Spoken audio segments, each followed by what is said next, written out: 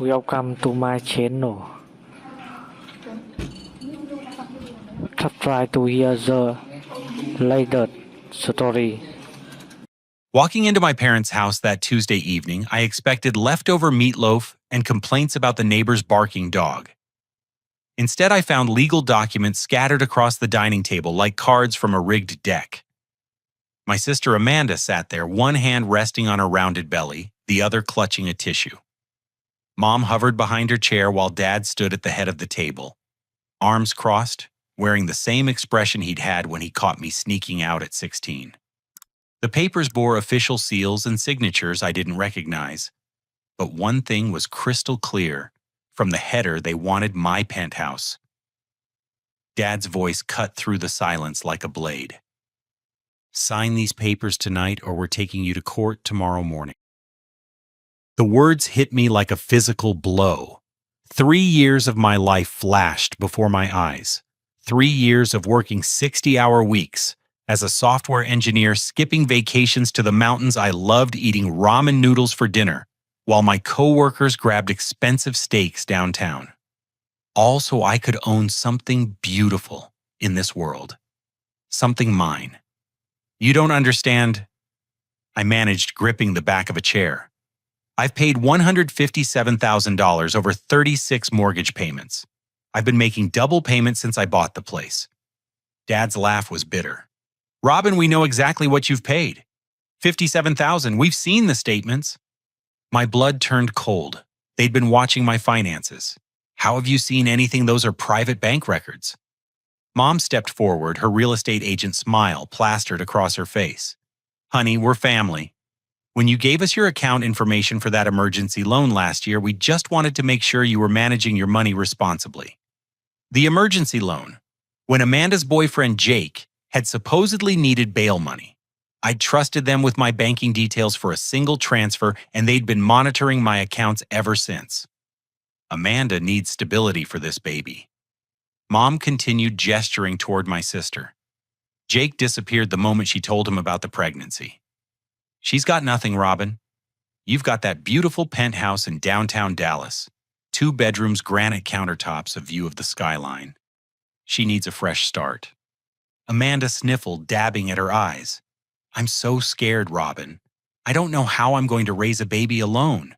Mom and Dad found this lawyer who says the penthouse has enough equity to set me up for life. You're successful. You can buy another place anywhere you want. I stared at the papers spread before me. Quitclaim deed. Transfer of ownership. Amanda's name typed neatly in the recipient field. At the bottom, a signature line waiting for my name. This is insane, I said. You can't just redistribute property because you think it's fair. I worked myself to the bone for that place. I haven't taken a real vacation in 3 years. I've been living on frozen dinners and coffee so I could pay down the mortgage early. Dad's face hardened. Don't be dramatic. You're 28 years old making good money in tech. Your sister is 25 pregnant and abandoned. Family takes care of family. Where's your compassion, Robin? Mom added. This baby is your nephew or niece.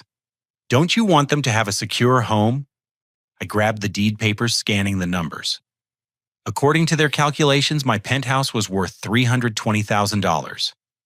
My remaining mortgage balance was $263,000. That meant roughly $57,000 in equity, which matched their assumption of my total payments. You're wrong about what I've paid, I said firmly. I've been making payments of $4,367 every month. That's more than double the minimum. I put every bonus, every overtime check, every tax refund toward that mortgage. Amanda's crying intensified. Please don't make this harder than it has to be. I'm barely keeping food down with morning sickness, and now I have to worry about being homeless too. You're not going to be homeless, I shot back. Mom and Dad have a 4-bedroom house. You can stay here until you figure things out. Dad's voice turned cold as winter steel. Our house isn't suitable for a baby long term. Too many stairs, no proper nursery space. Amanda deserves better than a makeshift arrangement. And I deserve to keep the home I've sacrificed everything for. The home you've barely paid for. Mom corrected. Robin, we're not asking you to give up your life savings. We're asking you to share the family wealth more equitably. I looked at the legal letterhead on the documents.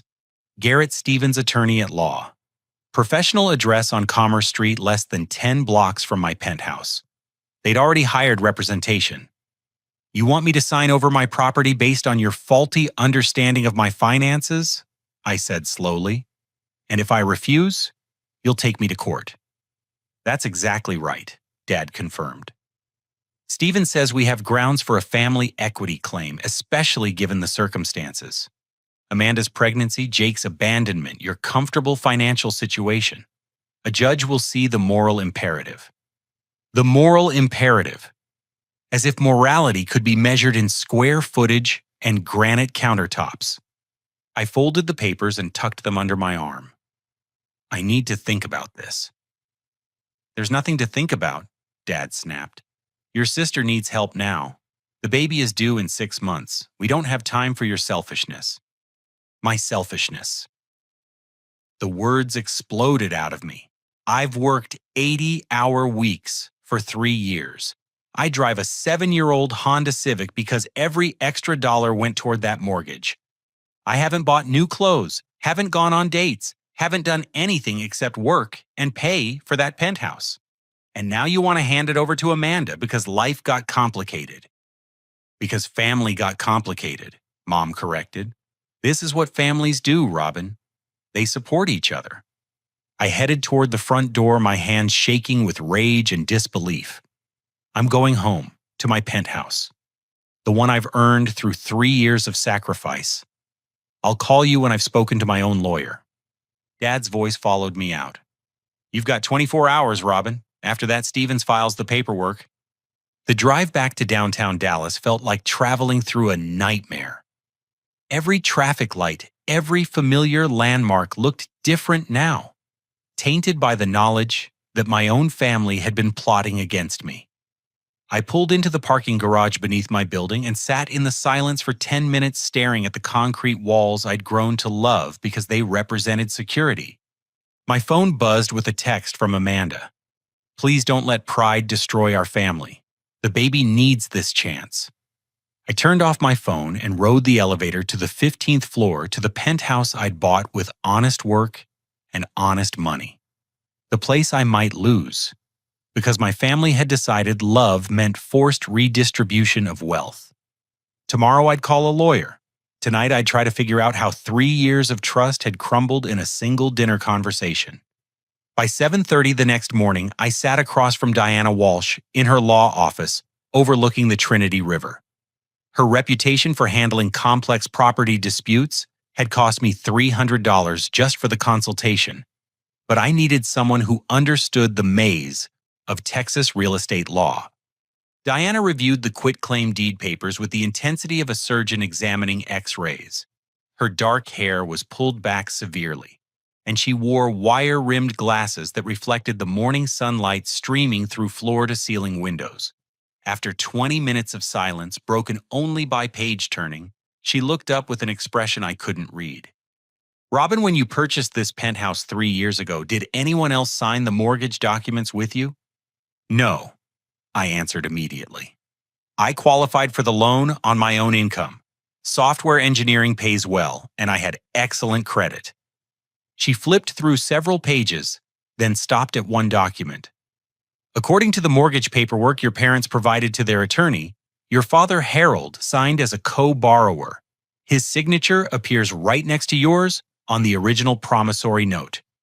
The room tilted. That's impossible. I remember the closing clearly. I signed everything alone. Diana turned the paper toward me. There, in black ink below my own signature, was my father's name written in his distinctive handwriting. Harold Mitchell Thompson, co-borrower. Do you recognize this signature as your father's? Diana asked gently. I stared at the document until my eyes watered. The signature was unmistakably Dad's, with his characteristic flourish on the H and the way he connected his middle initial to his last name. But I had no memory of him being at the closing, no recollection of him signing anything. He wasn't there, I insisted. I bought the penthouse by myself. I qualified for the entire loan amount independently. Diana made several notes on her legal pad. If your father's signature was added after the fact, that constitutes mortgage fraud. However, if he was legitimately present at closing and did co-sign, then he has partial ownership rights to the property. My stomach dropped into my shoes. What does that mean for the current situation? If Harold is a legal co-owner, then he could potentially force a sale or transfer without your complete consent, especially if a court determines that family circumstances warrant intervention. I tried to remember every detail of the closing 3 years ago. The title company office, with its beige walls and motivational posters. The stack of papers I'd signed. The loan officer, a middle-aged woman named Patricia, explaining each document. The keys handed to me at the end, symbolizing my transition from renter to owner. There has to be a way to verify what actually happened, I said desperately. Diana nodded. We can request the original closing documents from the title company. They're required to maintain complete records for 7 years. We can also check with the mortgage lender to see what signatures were collected at what times. She picked up her phone and dialed. Patricia Morrison, please. This is Diana Walsh regarding a property closing from September the 22nd, 2021. While she spoke, I stared out at the Dallas skyline, where my penthouse building rose 15 stories above the streets I'd walked during lunch breaks, dreaming of owning something permanent in this city I'd grown to love. The thought of losing it to some legal technicality involving a signature I didn't remember made my chest tight. Diana hung up and made more notes. Patricia Morrison left the company last year, but they're pulling the complete file. We should have copies by this afternoon. In the meantime, I want to investigate this attorney your parents hired. She turned to her computer and began typing. Garrett Stevens Commerce Street address. Let me run him through the State Bar database. I watched her expression change as she read. Her eyebrows drew together, and she reached for her phone again. There's a problem, she said, after ending a brief call. Garrett Stevens had his law license suspended in 2019 for client fund misappropriation. He's not currently authorized to practice law in Texas. The revelation hit like cold water. So he can't represent my parents. Not legally, no. But that doesn't mean he isn't advising them or preparing documents. Unlicensed practice is a serious offense, both criminal and civil. Diana's phone rang, interrupting my spinning thoughts. She answered with her professional tone, then handed the receiver to me. It's the title company. They want to speak with you directly about the closing records. Mr. Thompson, said a woman's voice I didn't recognize. I'm calling about your 2021 penthouse purchase. Our records show some irregularities in the documentation process that we need to clarify. What kind of irregularities? Your father's signature appears on documents that were notarized after the main closing date. The timestamps don't match, and there's no record of him being physically present during the original appointment. My heart hammered against my ribs. So his signature was added later. It appears that way. We're required to report suspected document fraud to the appropriate authorities. You'll need to come in and provide a statement about what you remember from the closing process. I thanked her and handed the phone back to Diana, who had been listening to every word. This changes everything, Diana said grimly. Your father didn't co-sign legitimately. His signature was forged onto the mortgage documents after the fact. The question is whether he did it himself or had help. Why would he forge his own signature onto my mortgage? Diana leaned back in her leather chair, considering the possibilities. Several reasons. Maybe he intended to claim partial ownership from the beginning.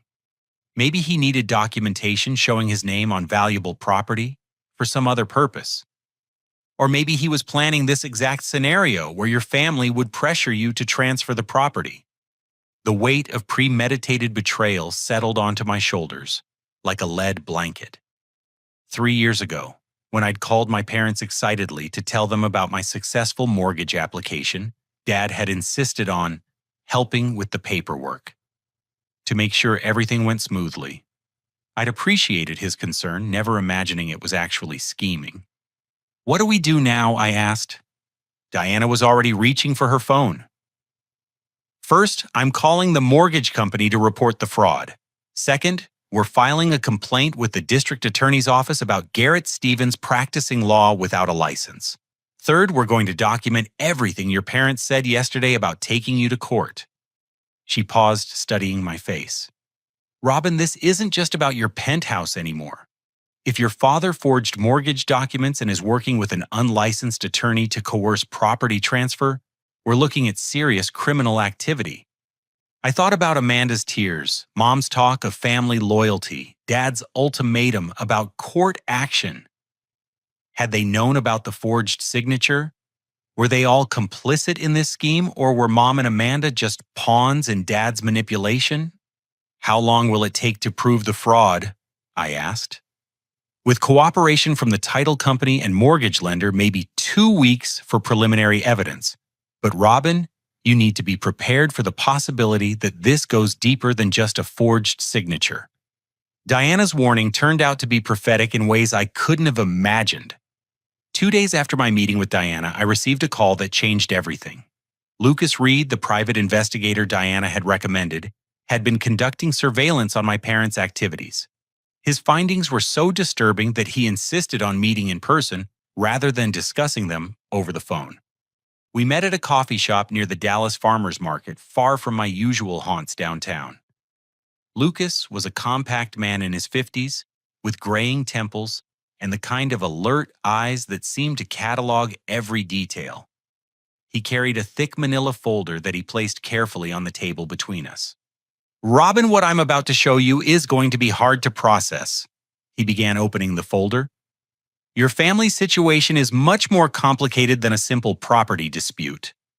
The first photograph showed my father walking into a warehouse building on the outskirts of East Dallas. The timestamp indicated Tuesday night, 11:15 p.m. Dad wore a baseball cap pulled low and carried a leather briefcase. "Your father has been attending high-stakes poker games at this location every Tuesday for the past 8 months, Lucas explained. "The games are run by a group with connections to organized gambling operations across North Texas." He showed me more photos, Dad handing cash to men I didn't recognize. Looking increasingly haggard as the weeks progressed, checking his phone constantly with expressions of worry and fear. "How much is he down?" I asked, though I dreaded the answer. Lucas pulled out a notebook filled with detailed observations. "Based on his behavior patterns and the amounts I've seen him lose, I estimate between $250,000 and $300,000. The number hit me like a physical blow. "That's impossible. Dad's an insurance broker. He doesn't make that kind of money." "Which brings us to your mother." Lucas continued producing another set of photographs. These showed Mom entering and leaving various casinos around Dallas and Shreveport, often staying for 6 to 8 hours at a time. "Margaret has been frequenting casinos twice weekly for the past year. Her credit card statements, which we obtained through legal channels, show cash advances totaling $85,000 from 7 different cards." I stared at the photos of my mother feeding money into slot machines, her face bearing the glazed expression of addiction I'd seen in documentaries, but never imagined could belong to someone I loved. "Together, your parents have accumulated approximately $370,000 in gambling-related debt," Lucas summarized. "The poker game organizers have been pressuring your father for payment. That's where your penthouse comes in."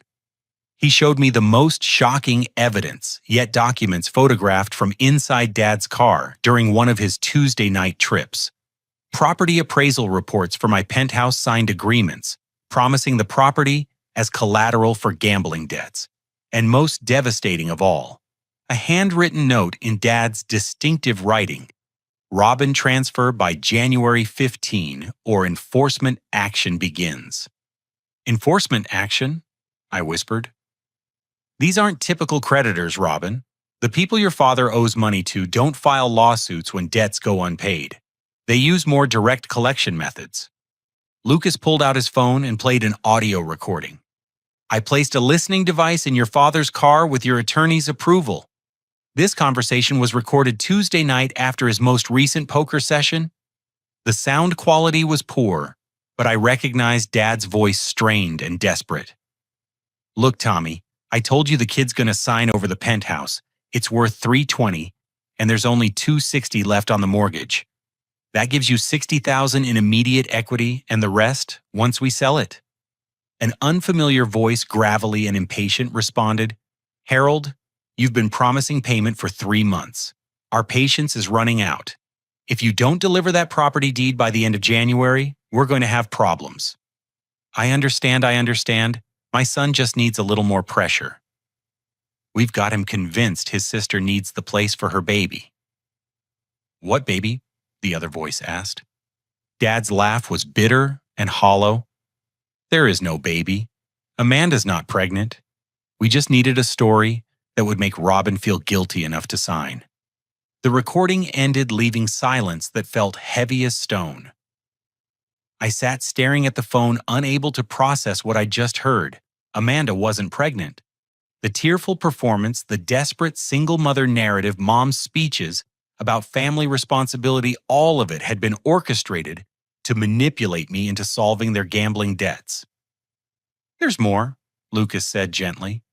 "Your sister Amanda is aware of the fake pregnancy. She's been taking acting classes at a community college and has been coached on how to make the performance convincing. He showed me photos of Amanda leaving a drama class, then meeting with Dad at a restaurant, where they practiced her crying and pleading. In one image, she was laughing at something Dad had said, her hand resting on her pregnant belly that was clearly padded. "How long have they been planning this?" I asked, my voice barely audible. "Based on the evidence, approximately 4 months. The timeline corresponds with your father's losses becoming unmanageable, and the creditors beginning to pressure him for payment." Lucas closed the folder and leaned forward. "Robin, you need to understand something. These gambling creditors have access to your personal information through your father. They know where you work, where you live, what you drive. If they don't get their money, you could become a target for intimidation or worse." As if summoned by his words, my phone rang. Unknown number, Dallas area code. I answered hesitantly. "Robin Thompson." The voice was the same gravelly tone I'd heard on Lucas's recording. "Yes?" "This is Tommy Castellano. I think your daddy's been talking to you about a certain property transfer. I want you to know that we're very interested in seeing that transaction completed soon. Your family's debt has become our primary concern." The line went dead. I stared at my phone, hands shaking. "They have my number," I said to Lucas. "Which means they're escalating their pressure campaign. Robin, you're not safe as long as your parents owe this money. Even if you transfer the penthouse, there's no guarantee they won't come after you for additional payments or future debts." I thought about Amanda's phone calls over the past few days, her increasingly desperate texts begging me to reconsider. Had she been genuinely worried about my refusal? Or was she afraid of what would happen when the creditors lost patience? "What do you recommend?" I asked. Lucas pulled out a business card. "You need to contact the FBI immediately. What we're looking at here is interstate gambling, fraud, extortion, and conspiracy. This isn't just a family dispute anymore. It's a federal crime spree, and you're both a victim and a potential witness." I took the card, feeling like I was accepting a lifeline and a death sentence simultaneously. Agent Patricia Newman, Financial Crimes Division. "And there's one more thing," Lucas added as we prepared to leave. "Your parents don't know that we've uncovered their scheme. As far as they're concerned, you're still considering the property transfer out of family loyalty. That gives us an advantage, but only if we move quickly." Walking back to my car, I felt like I was seeing the world through new eyes. Every person on the street could be connected to the gambling operation. Every phone call could be another threat. Every family dinner invitation could be another manipulation. I thought the worst betrayal was my parents wanting to redistribute my property. Now I understood that my entire family had been lying to me for months, manufacturing crises and emotions to solve debts they'd hidden from me completely. The penthouse I'd worked so hard to buy wasn't just my home anymore. It was collateral. in a dangerous game I hadn't known I was playing. Agent Patricia Newman's office in the FBI's Dallas field office felt like entering a different world. The walls were covered with organizational charts showing criminal networks, and computer screens displayed financial data flows that looked like abstract art. Patricia herself was younger than I'd expected, probably mid-30s, with short blonde hair and eyes that seemed to process information faster than most people could speak. "Mr. Thompson," she said after Diana and I had explained the situation. "What you're describing represents multiple federal crimes: wire fraud, interstate transportation of gambling proceeds, conspiracy, and potentially racketeering if this gambling operation extends beyond Texas." She pulled up files on her computer. "We've been investigating the organization your father's involved with for the past 18 months. Tommy Castellano runs a network of illegal poker games across 3 states with connections to money laundering operations in Nevada and Louisiana." Diana leaned forward. "What does that mean for Robin's situation?" "It means we're very interested in building a case against Castellano, and your father's participation gives us an opportunity to gather evidence from the inside," Patricia explained. "However, it also means Robin is in genuine danger. These people don't distinguish between willing participants and collateral damage." She showed us surveillance photos of the warehouse where Dad attended poker games. Men with expensive cars and harder expressions than anyone I'd ever encountered. Women who looked like they'd seen violence and weren't intimidated by it. Dad looked pale and nervous among them, clearly out of his depth. "The fake attorney your parents hired, Garrett Stevens, is actually one of Castellano's associates," Patricia continued. "He's been running property transfer scams for 2 years, helping gamblers use family assets to pay off debts. Your case isn't unique, unfortunately." "How many other families has he victimized?" I asked. "At least 12 that we know of. Adult children pressured into signing over homes, businesses, vehicles, even college funds to cover parents' or siblings' gambling debts. The psychological manipulation is sophisticated and effective." Patricia pulled up another file. "Here's where it gets interesting for our investigation. Your parents have scheduled what they're calling a reconciliation dinner for this Saturday. Based on phone recordings, they plan to get you to sign transfer documents during the meal. They want me to come to their house again." "More than that," Patricia said grimly. "They've arranged for Garrett Stevens to be there with notarized papers. If you sign, the transfer becomes legal immediately, regardless of the fraud involved in the original mortgage." Diana frowned. "That's not possible. The forged co-signer signature invalidates—" "Not under Texas property law," Patricia interrupted. "If a current legal owner voluntarily transfers property, the original acquisition method becomes irrelevant. Garrett Stevens knows this loophole and has exploited it successfully multiple times. The strategy became clear. Even though Dad had forged his signature onto my mortgage illegally, if they could manipulate me into voluntarily signing a quitclaim deed, the property would transfer to Amanda regardless of the underlying fraud." "What if I refuse to attend the dinner?" I asked. Patricia exchanged glances with Diana. "Based on our surveillance, Castellano's people are prepared to escalate their collection efforts. You've received 1 threatening phone call. The next step typically involves workplace intimidation, property damage, or direct physical threats. So my choices are to give up my penthouse or risk violence from organized crime figures." "Those would be your choices if you were handling this alone," Patricia said. "But you're not. We want to use Saturday's dinner as an opportunity to gather evidence against both the gambling operation and the property fraud scheme."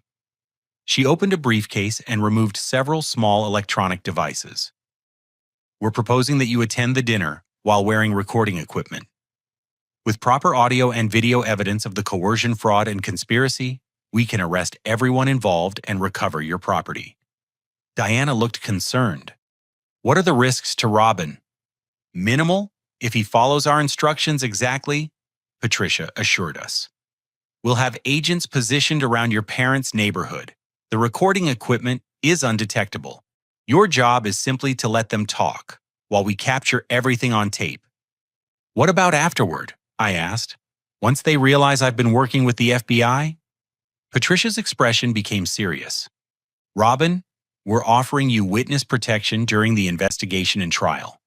Temporary relocation, new identity, if necessary, federal marshals providing security. This case could take down a significant criminal operation, but your cooperation is essential. The weight of the decision pressed down on me. Agreeing meant betraying my own family even though they'd betrayed me first. Refusing meant losing everything I'd worked for and potentially facing violence from criminals I'd never chosen to associate with. Can you guarantee my safety? I asked. Nothing in law enforcement is 100% guaranteed, Patricia admitted. But we've successfully protected witnesses in similar cases. The key is moving quickly, once we have the evidence we need. Diana placed her hand on my shoulder. Robin, these people have been committing crimes against you for months. They forged your mortgage documents, lied about your sister's pregnancy, hired a fake attorney, and used your property as collateral for illegal gambling debts. You're not betraying your family by protecting yourself. I thought about Amanda's acting classes, learning to cry on command, while practicing lines about desperate single motherhood, about mom's casino trips funded by credit card cash advances, about dad promising property that didn't belong to him to dangerous strangers. If I do this, what happens to my parents? Patricia consulted her notes. Your father will face federal charges for wire fraud conspiracy and participating in illegal gambling. Your mother will likely receive immunity in exchange for testimony about the property fraud scheme. Amanda could face charges for conspiracy, but given her limited role, she might also receive immunity.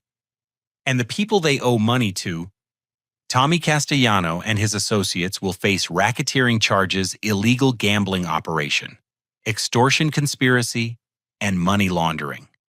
If we can prove interstate transportation of gambling proceeds, we're looking at 20 to 30-year sentences. The scope was overwhelming. My family's financial problems had connected me to a criminal enterprise that operated across multiple states. Saturday's dinner would either free me from the situation completely or make me a target for retribution from both sides. I need to think about this, I said, finally. Patricia handed me a secure phone. This connects directly to my office. If you decide to cooperate, call by Thursday evening so we have time to prepare the surveillance equipment. If you change your mind and don't want to attend the dinner call immediately, so we can arrange protection. Diana and I left the FBI office in silence. The Dallas skyline looked different now, less like a symbol of opportunity and more like a maze, where danger could be hiding around any corner. What are you thinking? Diana asked as we reached her car. I stared up at my penthouse building, 15 stories of glass and steel that represented 3 years of honest work and sacrifice. I'm thinking that I never wanted to be involved in any of this, but now that I am, I might as well see it through. That sounds like you've made your decision. Almost, I said. I need to understand one more thing. If I do this, if I help the FBI build their case, what guarantee do I have that I'll get my life back afterward? Diana considered the question carefully. There are no guarantees in situations like this, Robin. But I can tell you that people who stand up to criminal intimidation usually find their lives improve dramatically once the threat is removed. Your alternative is spending the rest of your life looking over your shoulder, wondering when Tommy Castellano's people might decide you're still a useful target. She was right. I'd already received one threatening phone call. My personal information was already in the hands of criminals. My family had already betrayed my trust so completely that the relationship might never recover regardless of what I chose to do. Saturday's dinner could end the nightmare or make it infinitely worse, but at least it would end the uncertainty. Saturday evening arrived gray and cold, with January wind cutting through downtown Dallas like a blade. I wore the recording equipment Patricia had given me during our Thursday night meeting, a tiny camera disguised as a shirt button and an audio device, no larger than a hearing aid. Both transmitted to FBI surveillance vans positioned strategically around my parents' neighborhood. Patricia's voice came through the nearly invisible earpiece as I pulled into my parents' driveway. Remember, Robin let them do most of the talking. Ask questions that will get them to explain their plan in detail. We need clear admissions of conspiracy and fraud. The house looked exactly the same as it had during Tuesday's ambush, but now I understood the performance I was walking into. Amanda's car sat in the driveway, and through the front window I could see her arranging something on the dining room table. Mom's car was absent, which seemed strange until I remembered that she might be avoiding direct involvement in tonight's illegal activities. Dad answered the door with a smile that didn't reach his eyes.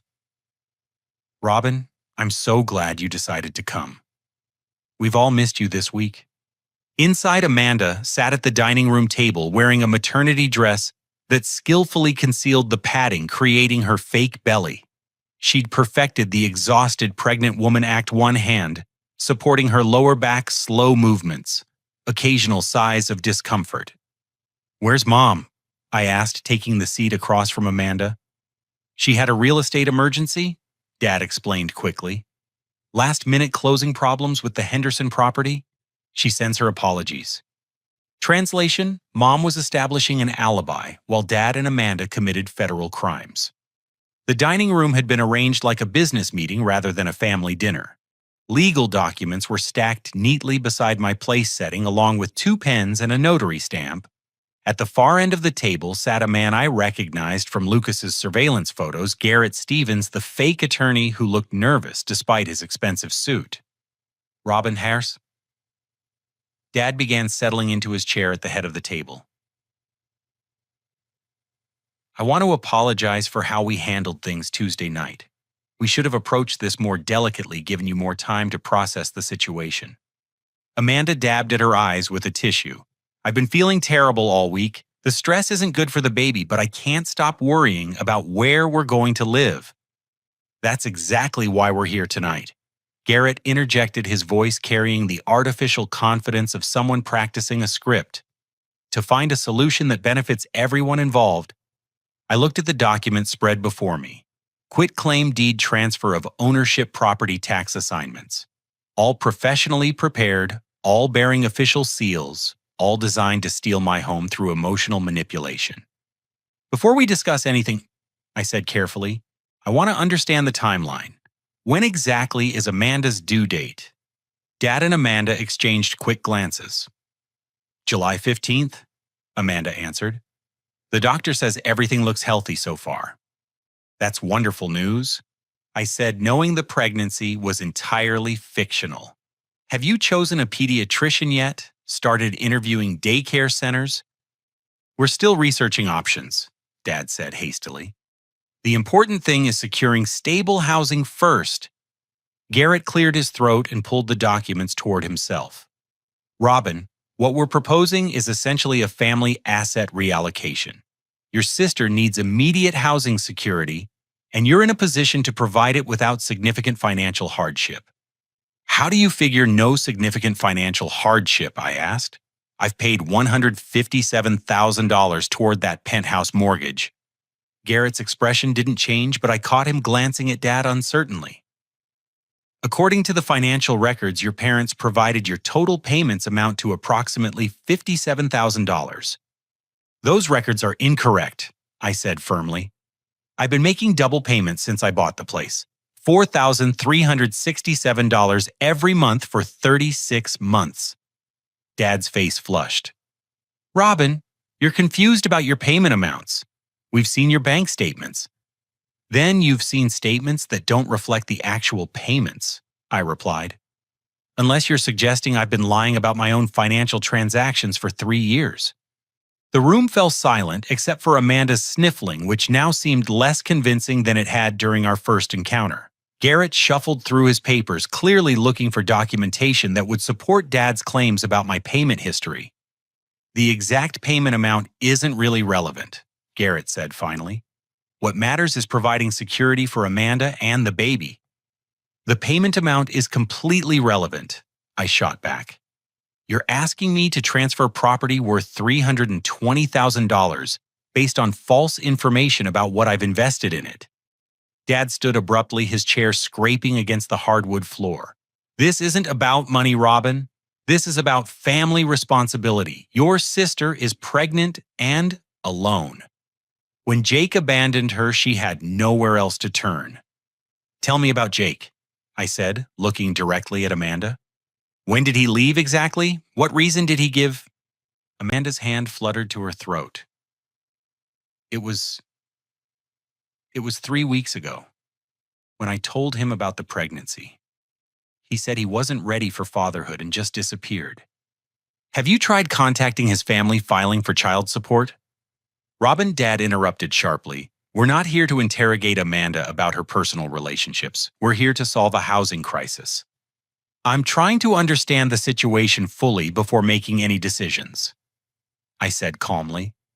If Jake has financial resources, Amanda might not need my penthouse. Garrett tapped his pen against the legal documents. Mr. Thompson, these papers need to be signed tonight.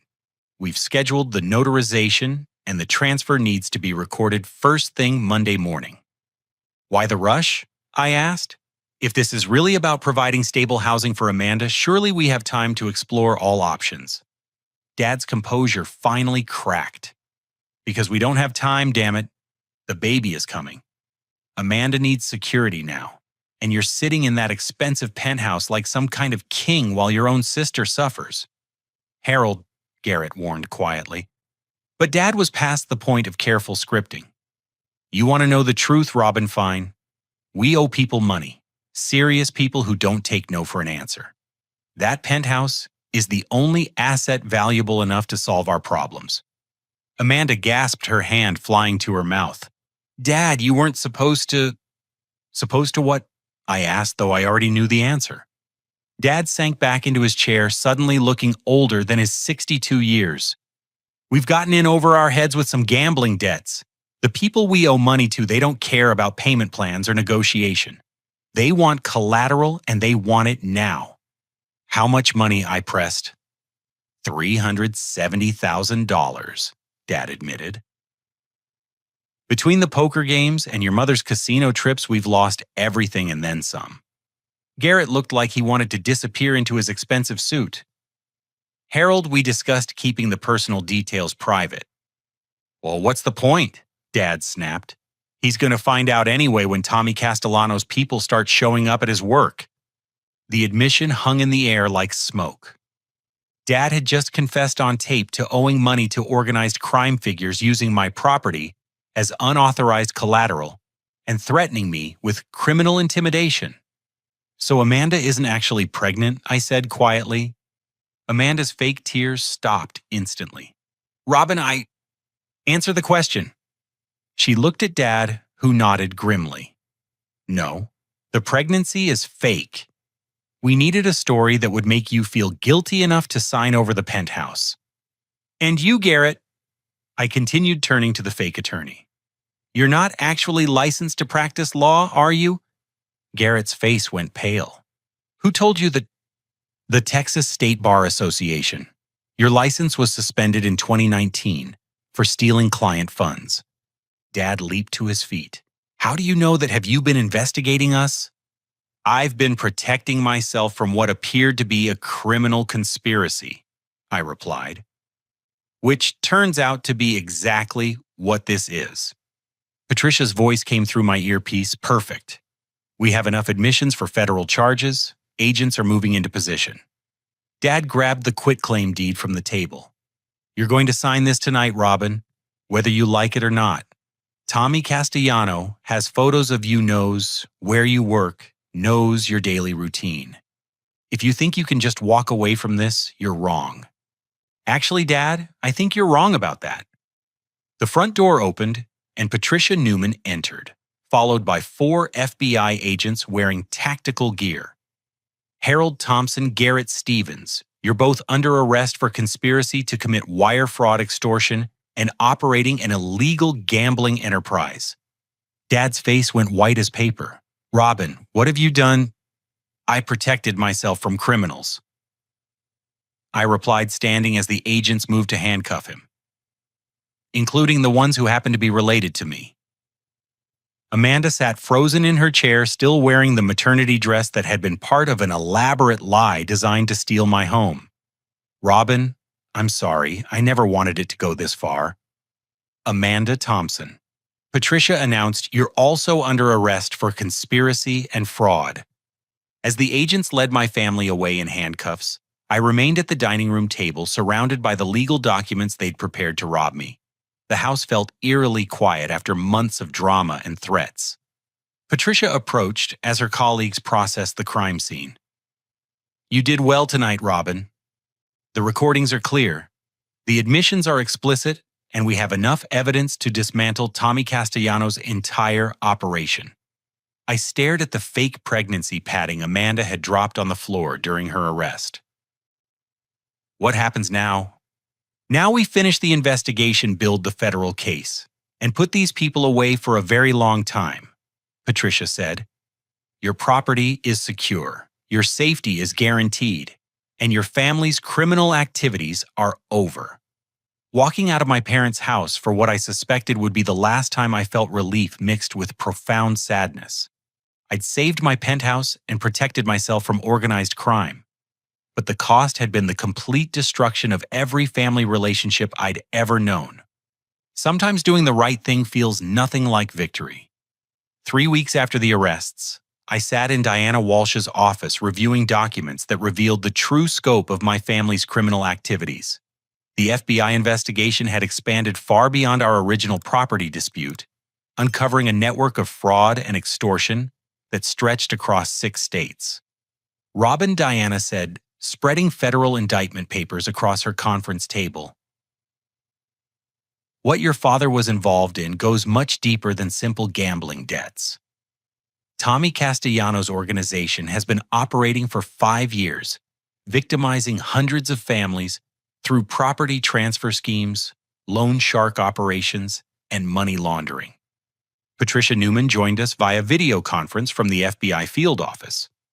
Harold's cooperation has been essential in mapping the entire criminal enterprise, she explained. Once he realized the scope of the charges against him, he decided to provide full testimony in exchange for a reduced sentence. The cooperation had come at a cost to family relationships. Dad was currently in federal custody, having provided the FBI with detailed information about every poker game, every debt collection meeting, every criminal associate he'd encountered. Mom had been released on bail and was living with her sister in Oklahoma, forbidden from contacting me while the investigation continued. What about Amanda? I asked. Your sister received immunity in exchange for her testimony about the fake pregnancy scheme and Garrett Stevens' illegal activities, Patricia replied. She's enrolled in a victim assistance program that provides counseling for family members of organized crime figures. Diana pulled up financial records on her computer. The good news is that your penthouse is completely secure. The forged mortgage documents have been voided, your title is clear, and the property value has actually increased during all this chaos. The downtown Dallas market has been particularly strong this quarter. And the gambling debts? Patricia's expression became grimmer. Tommy Castellano and 15 associates were arrested in coordinated raids across Texas, Louisiana, and Arkansas. Federal agents seized approximately $2.3 million in cash, 12 vehicles, and 3 properties used for illegal gambling operations. She showed me surveillance photos from the raids, warehouses full of poker tables and cash counting machines, luxury cars purchased with gambling proceeds, sophisticated money laundering equipment that looked like something from a movie about international crime. Your father's debts die with Castellanos' organization, Patricia continued. Federal asset forfeiture will compensate victims of the gambling operation, including families who lost property through coercion schemes like the one targeting you. The relief was overwhelming. For weeks, I'd worried about anonymous phone calls, unexpected visitors, workplace intimidation. Now those threats had been eliminated by federal law enforcement action that felt almost too good to be true. There's something else, Diana said, consulting her notes. Garrett Stevens' illegal activities have triggered multiple federal investigations.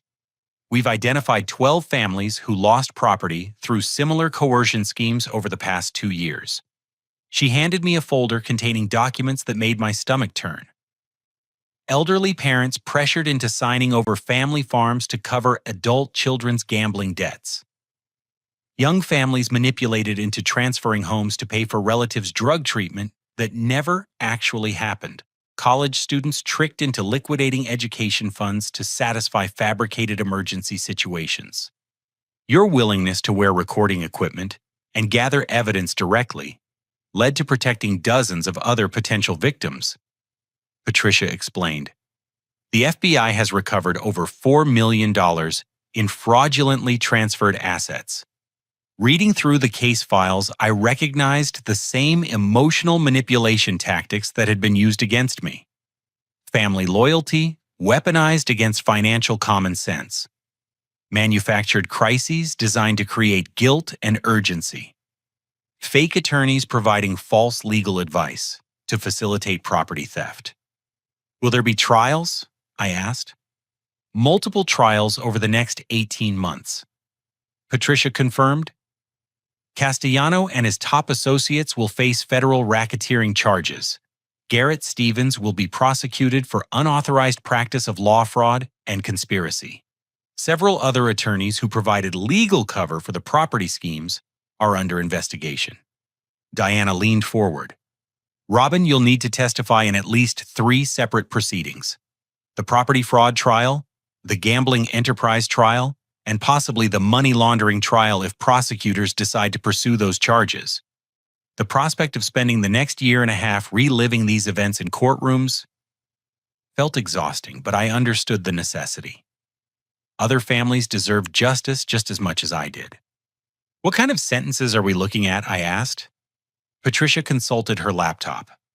Castellano is facing 20 to 30 years under federal racketeering statutes. Garrett Stevens could get 8 to 12 years for the property fraud scheme. Your father, with his cooperation agreement, is looking at 3 to 5 years in minimum security federal prison.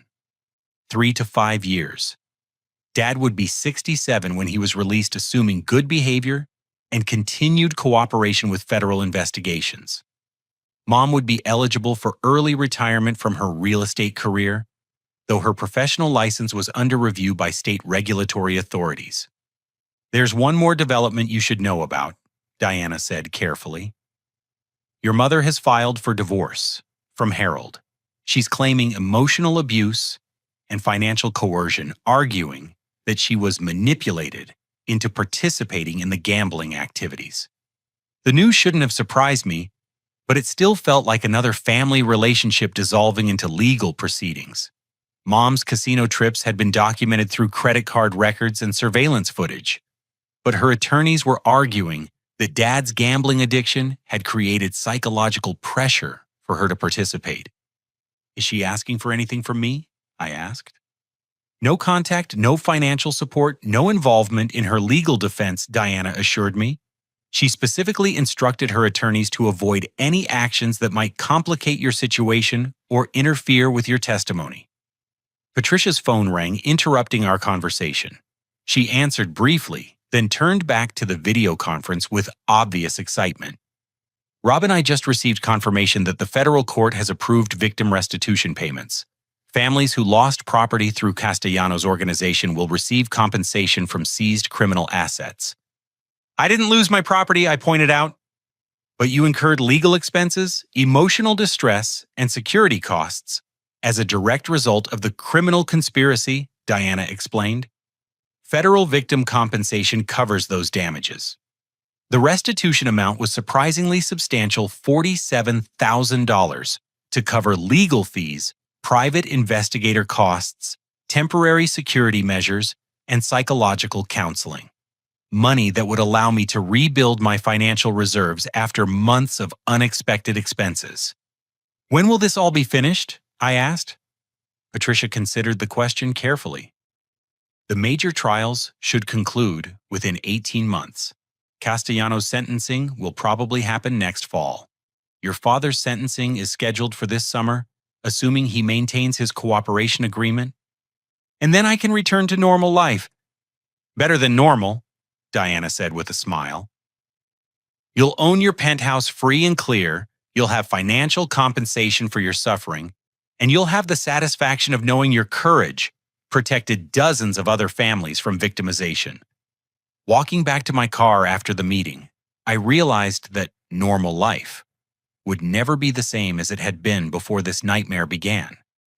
I'd learned that family relationships could be weaponized against me. I'd discovered that criminal organizations were closer to ordinary life than I'd ever imagined.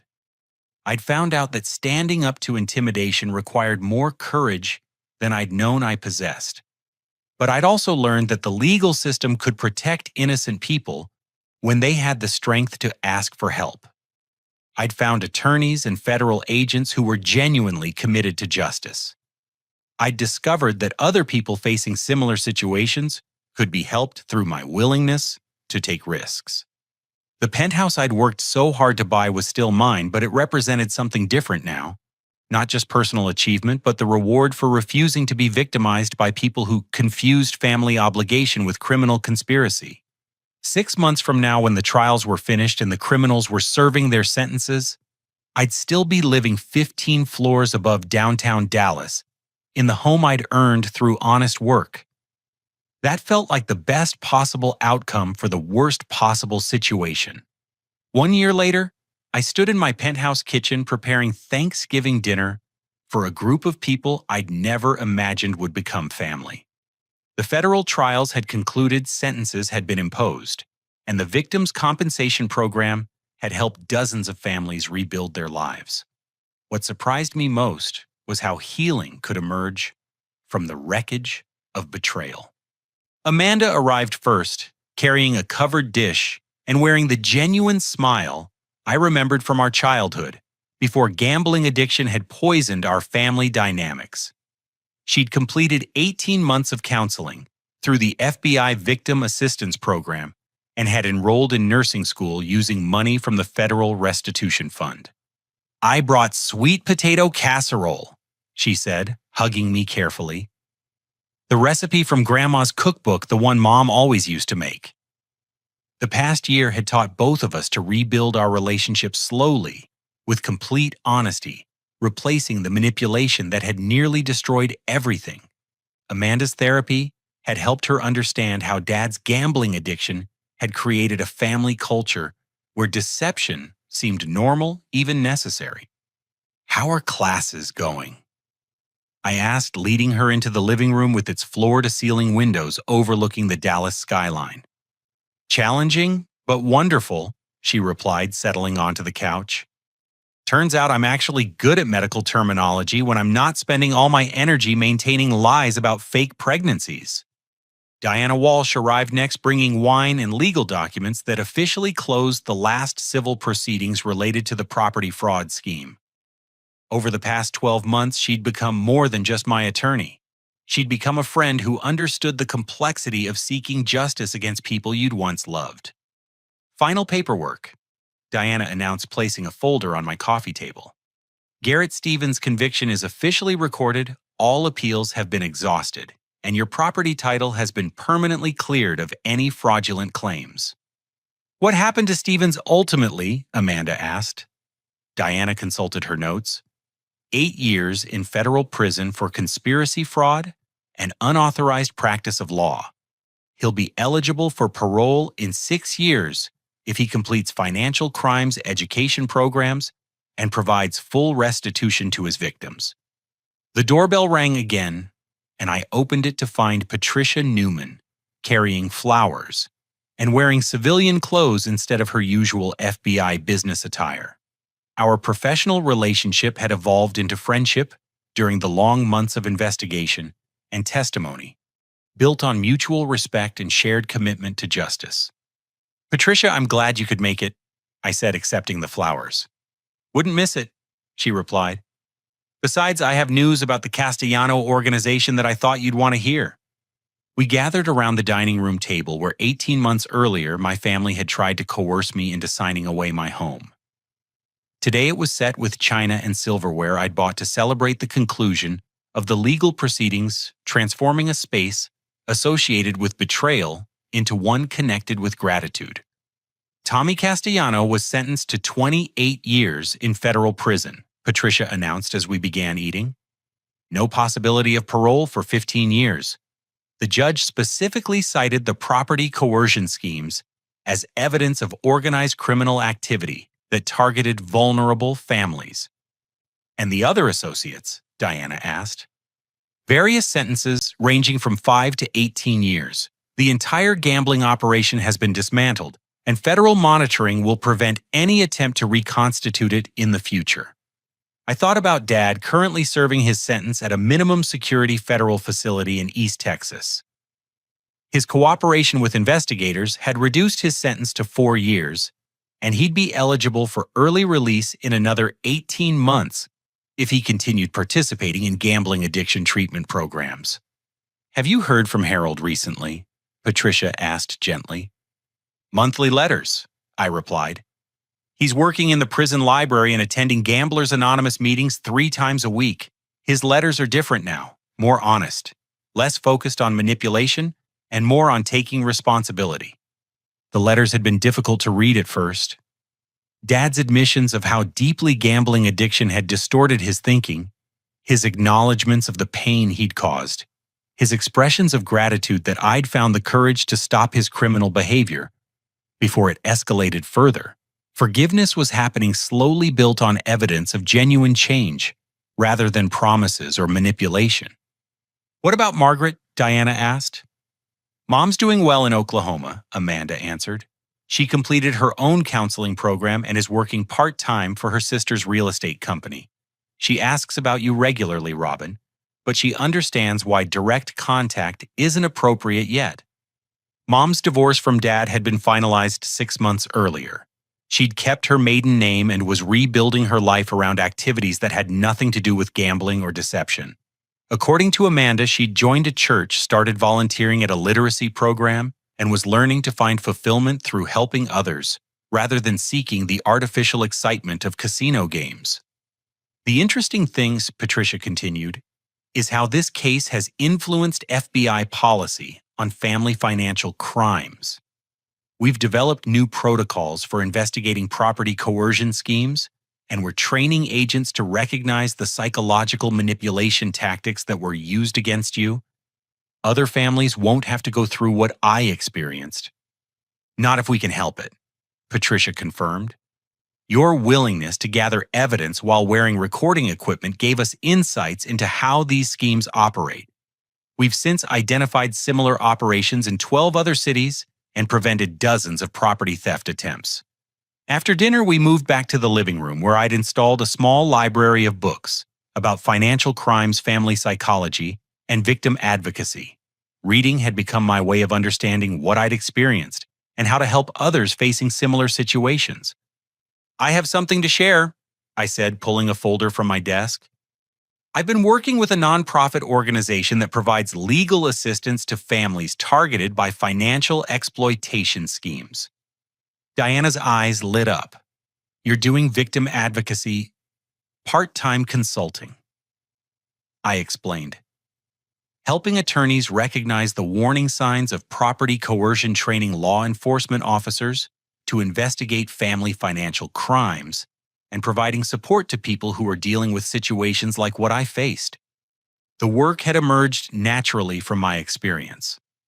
Other families contacted me through Diana's law firm seeking advice about relatives who were pressuring them to sign over property or liquidate assets for unclear emergency reasons. I'd learned to recognize the patterns: manufactured crises, false legal threats, emotional manipulation disguised as family loyalty. That's wonderful, Robin, Amanda said. You're turning something terrible into something helpful for other people. It feels like the right way to honor what we went through, I replied. The pain wasn't meaningless if it helps prevent other families from being victimized.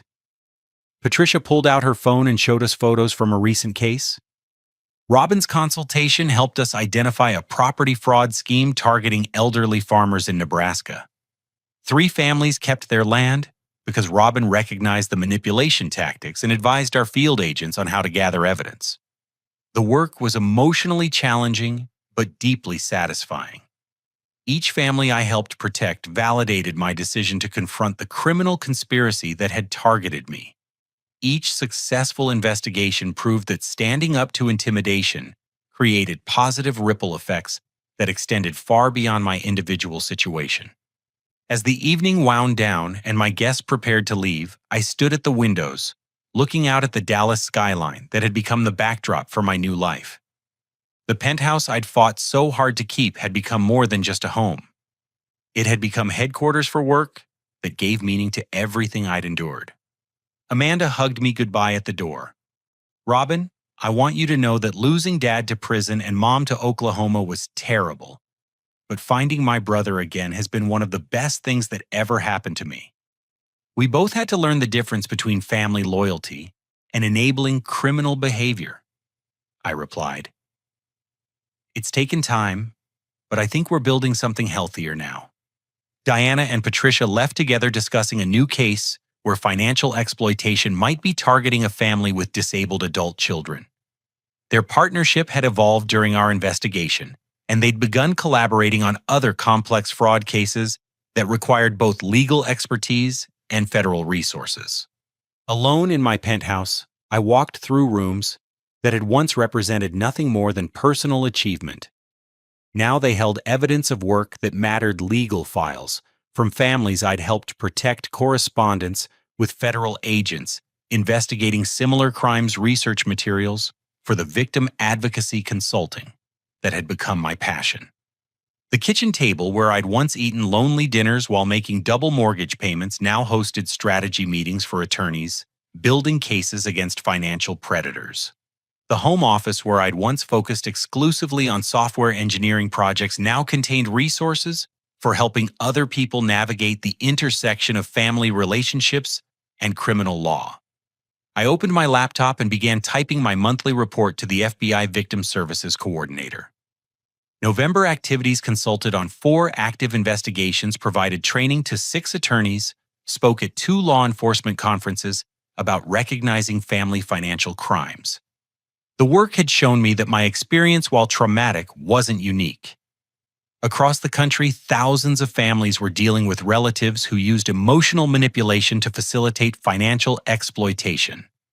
Elder abuse, property theft, fraudulent loan schemes, coercive debt collection. The criminals changed, but the psychological tactics remained remarkably consistent. My phone buzzed with a text message from Patricia: "New case in Austin.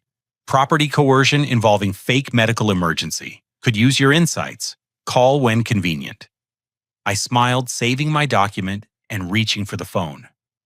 6 months ago, unexpected contact from federal agents had meant danger and legal complications. Now it meant another opportunity to protect innocent people from the kind of manipulation that had nearly cost me everything. Looking out at the city lights spread below my windows, I realized that family meant something different than it had before this ordeal began. It wasn't just blood relationships or shared history. It was people who supported your growth rather than exploiting your vulnerabilities. People who celebrated your success rather than demanding you sacrifice it for their mistakes. People who told you the truth, even when lies would be more convenient. Amanda, Diana, Patricia, the families I helped through victim advocacy work, the federal agents and attorneys committed to financial crimes prosecution. These relationships had grown from the wreckage of betrayal, proving that healing was possible even after the most devastating breaches of trust. The penthouse I'd worked so hard to buy had become exactly what I'd hoped it would be: a foundation for building a meaningful life. Not just personal security, but a platform for work that mattered. Not just individual achievement, but the base from which I could help others achieve their own justice and healing. Family loyalty, I'd learned, didn't mean enabling destructive behavior or sacrificing your well-being for other people's mistakes.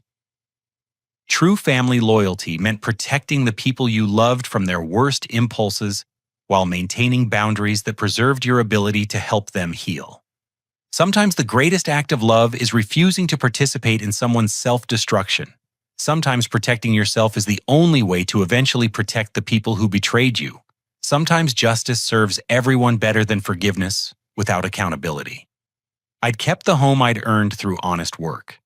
I'd helped dismantle a criminal organization that had victimized dozens of families. I'd rebuilt relationships with family members who had learned to value honesty over manipulation. I'd found work that transformed personal trauma into protection for other vulnerable people.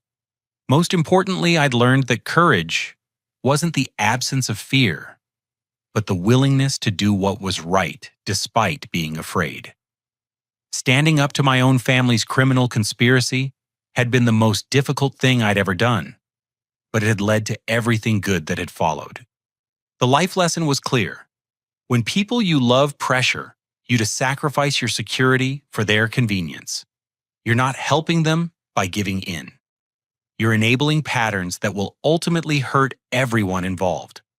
Real love sometimes requires saying no to people who mistake your boundaries for betrayal. True family supports your growth, not their greed. If you've experienced financial pressure from family members who claim they need your property, your savings, or your assets to solve their emergency situations, trust your instincts and seek independent legal advice.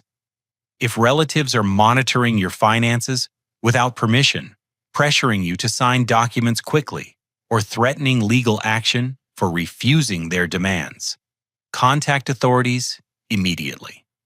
The people who truly love you will respect your right to protect yourself, even when that protection complicates their plans. What would you do if your family pressured you to give up something you'd worked years to earn? Have you ever faced manipulation disguised as loyalty, or been asked to sacrifice your security for someone else's mistakes? Share your thoughts in the comments below.